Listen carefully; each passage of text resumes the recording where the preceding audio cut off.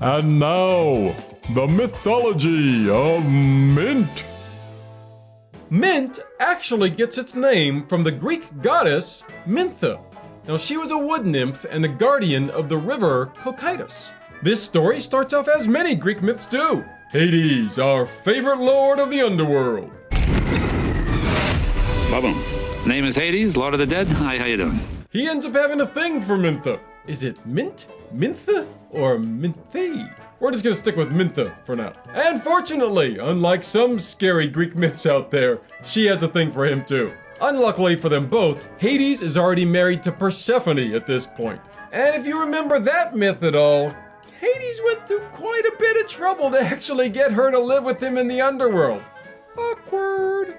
Now, according to some accounts, Minthe gets just a bit too cocky and brags to some of her fellow wood nymphs about Hades. Oh yeah, Hades? Oh, he totally loves me more than Persephone. I mean, can you blame him? Well, of course, Persephone is royally pissed off at this point, but does she confront Hades? Yeah, no. She finds Minthe and confronts her instead. Here's where things get a touch skewed on the history, because there are several different accounts as to what happened. Man. Eyewitnesses. So unreliable. The first version is definitely the more brutal and exciting one. Persephone finds Minthe and has a respectful chat over tea, where the two women discuss their feelings and the dilemma they are faced with. Yeah! That's so not what happens. In a rage, Persephone tries to kill Minthe by knocking her ass down and pummeling her so hard that she destroys her in a freaking bloody massacred pulp! Eeh. Unfortunately, or maybe it's fortunately, Minthe doesn't die and actually gets transformed into the plant mint.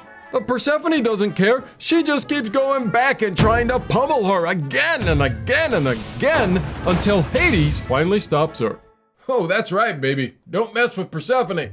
In version 2 of this tale, Persephone puts a spell on Minthe, which turns her into a plant, so everyone can trample on her. Which I suppose in a way could be considered even more brutal. In version 3, Persephone just has Minthe dismembered and scattered across the hills of Pylos.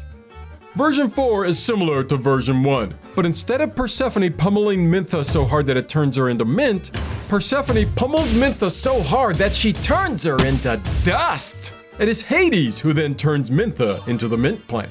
Either way, the end result is the same. Hades finds the brutalized Minthe, and unfortunately, because of the power of Persephone's magical mashing of Minthe, he can't bring her back. And so, in order to stop Persephone in her endless berserker rage, Hades puts a spell on Minthe that makes her smell so fantastic that she will never be taken for granted again by anyone who might come across her minty awesomeness. Whew. How about a happy story? I've got just the one for you. Two strangers were visiting a village, but as often happens in these tales, they were greeted by a bunch of people with some seriously bad attitudes. I mean, nobody would help them out. Luckily, an old married couple named Philemon and Baucis offered a meal to these poor hapless strangers. Before the meal began, the couple rubbed the table with mint to give it a nice, clean, and fresh scent. After receiving this great kindness, the lowly strangers revealed themselves to be the mighty Zeus and his messenger, Hermes. The gods then proceeded to turn this couple's small home into a nice, big, sexy temple. And thereafter, mint became known as a symbol of hospitality throughout Greece. Hooray! Mint has long been associated with the planet Venus, the astrological sign Aquarius, and the element of air, which is partially why it's associated with love spells and protection spells. One of which is the Magus by Francis Barrett, who recommends a perfume of calamint, peony, mint, and Palma Christi to drive away evil spirits and vain imaginations.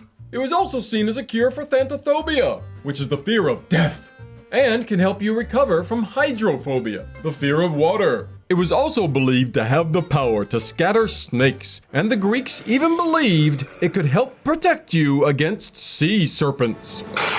In English folklore, finding a flowering mint plant on Midsummer's Day would bring you eternal happiness.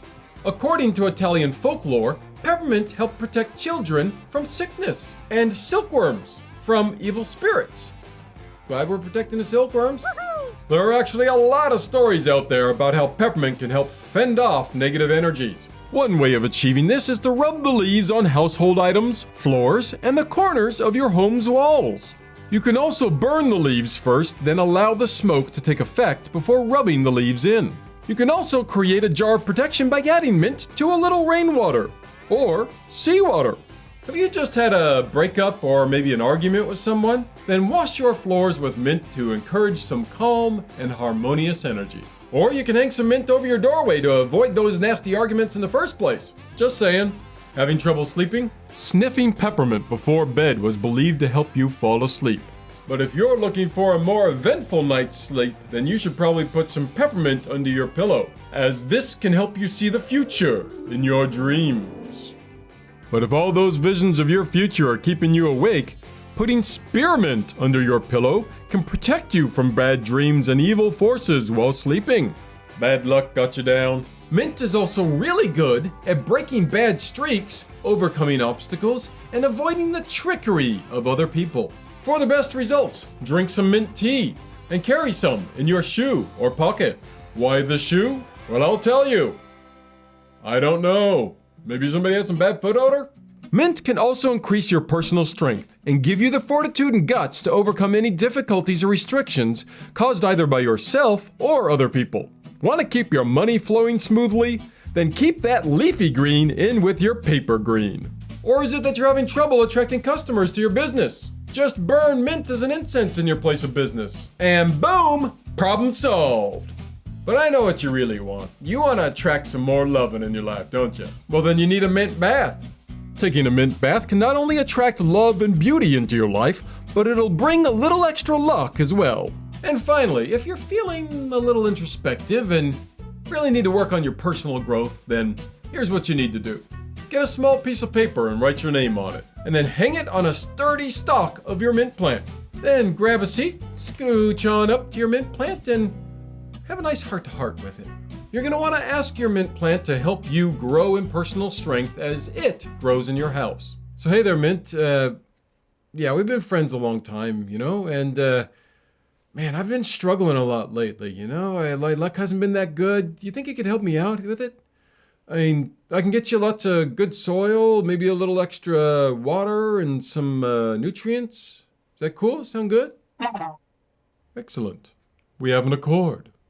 Let the world domination begin! I mean, personal growth. Let the personal growth begin. Thanks so much for watching. If you want to see some more videos like this, then please watch the history of mint or even the mythology of basil. Have you heard about any odd myths about how mint is used that you didn't hear today? Please let me know in the comments section down below. Until next time, you guys take care of each other, and please, put a little mint on your pillow and have some nice prophetic minty dreams.